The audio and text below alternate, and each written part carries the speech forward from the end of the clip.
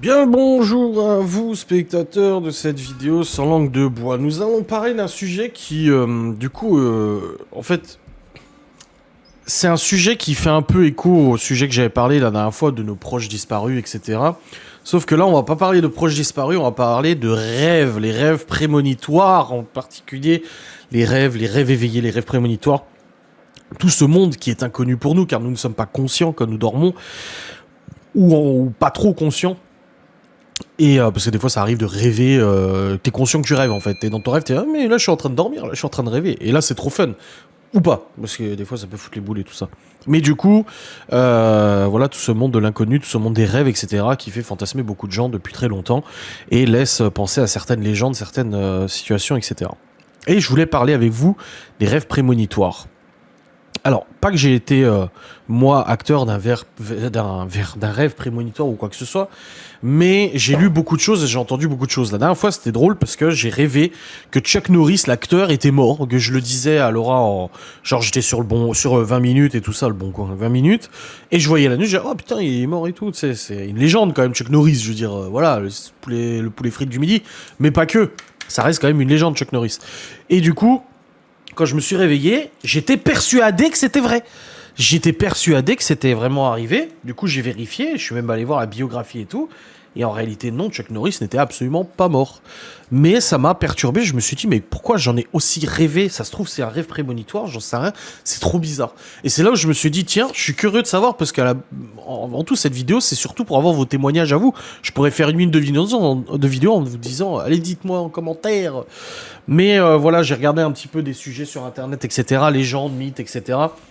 Est-ce qu'on peut réellement faire des rêves prémonitoires? Est-ce qu'on a cette possibilité, du coup, d'anticiper les choses, de prévoir les choses? À quel moment on doit prendre en compte ce rêve prémonitoire en se disant c'est réellement un rêve prémonitoire ou pas simplement un rêve, l'imagination ou quoi que ce soit? Je ne sais pas. Pour moi, les rêves, c'est ce que je dis souvent à Laura. Elle me raconte souvent ses rêves. Elle me dit, oh là, j'ai fait un rêve, j'ai rêvé de ça, ça, je comprends pas, je comprends pas. Et il y a toujours des liens. Je dis, oui, mais hier, on a parlé de ça, et du coup, bah, c'est lié à ça, et du coup, ça t'a fait penser à ça. Ah ouais, machin. Et je lui explique à Laura, je dis, pour moi, les rêves, pour moi, c'est juste une manière de réorganiser son esprit. C'est-à-dire que le cerveau, quand tu dors, il enregistre, il condense, il classe, il met dans les armoires, dans machin, etc. Voilà, il faut voir son cerveau comme une grande bibliothèque de souvenirs. Et, euh, et du coup, le cerveau réagit en conséquence. Il réagit aussi en fonction des événements, en fonction du stress, en fonction des épreuves de la vie. Voilà, on n'a pas toujours les mêmes rêves et tout. Et parfois, les rêves sont une manière aussi d'affronter un peu ce qui se passe dans la réalité, mais l'affronter de manière imagée. Voilà un peu comment je perçois les rêves. Pour moi, les rêves sont pas négatifs, ni même les cauchemars ou quoi que ce soit, même si c'est pas agréable de faire des cauchemars. Celui qui revient le plus, moi, de cauchemar, c'est que le Q7 est en panne. Je pense que c'est une étape qui m'a tellement marqué, la panne du Q7, que j'en ai tellement parlé, je pense. Est-ce que vous trouvez que j'en ai beaucoup parlé en vidéo, ceux qui étaient là à l'époque? Mais du coup, je pense qu'en fait, bah, c'est quelque chose qui revient souvent. Moi, souvent, j'ai ce cauchemar de, on roule et tout, et boum, le moteur il casse. On se retrouve avec le moteur en panne et tout. Ça m'arrive très souvent, plusieurs fois par mois, de rêver de ça. C'est fou, hein. Après, des rêves qui reviennent souvent, moi de mon côté. Oh, c'est dur hein, de se souvenir des rêves, hein.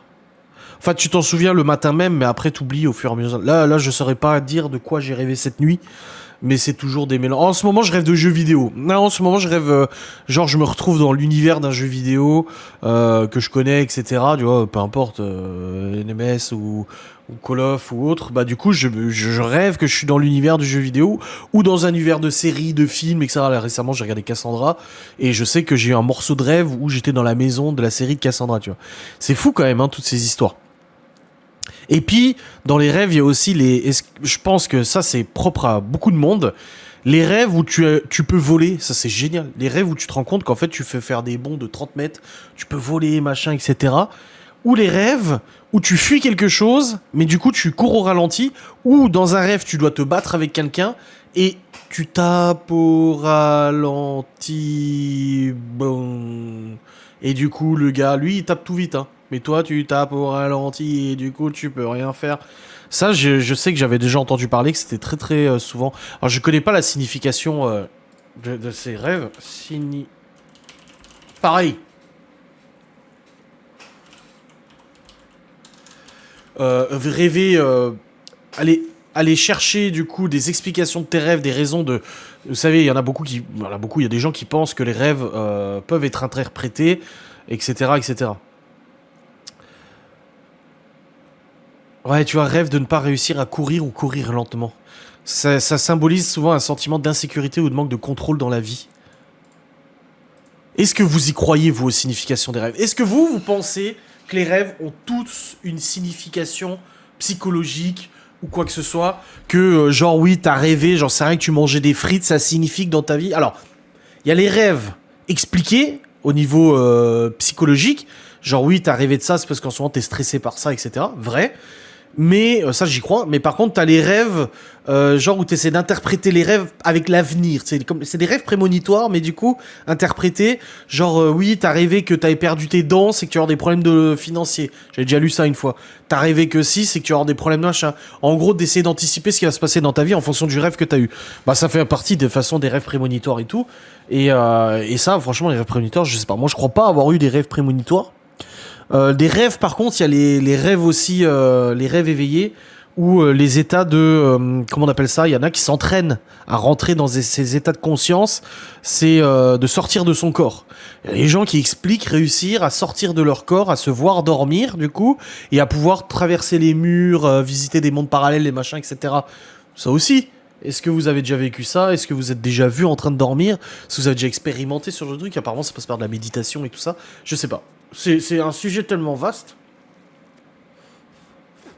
Et il y a aussi les paralysies du sommeil. Paralysie du sommeil. En gros, concrètement, si tu parles science, ton corps, du coup, est bloqué.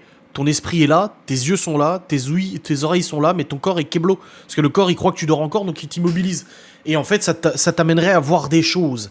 Ça, par contre, si vous avez des témoignages, j'hésiterai pas à refaire une vidéo pour parler. N'hésitez pas à commenter et à donner vos témoignages. Est-ce que vous avez déjà fait des paralysies du sommeil? Alors moi, ça m'est jamais arrivé. Je touche du bois. C'est pour ça que je dors peut-être pas sur le dos, même si des fois je pourrais m'endormir sur le dos, je le fais pas, parce que j'ai trop peur de faire une paralysie du sommeil, c'est un truc qui me terrorise. Laura, elle a vécu avec quelqu'un qui a fait des paralysies du sommeil, elle m'a dit c'est trop flippant, et je vois des choses, des monstres, des machins et tout, tu vois. Enfin moi c'est un truc qui me fait flipper. Donc ouais, je pense que au-delà de discuter ensemble des rêves prémonitoires et tout, dont je sais pas que j'y crois pas, mais ça me paraît un peu fou quoi.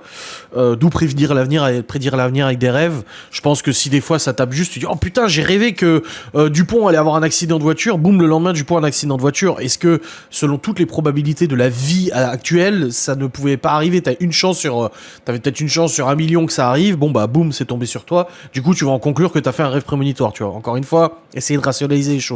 Par contre, les paralysies du sommeil,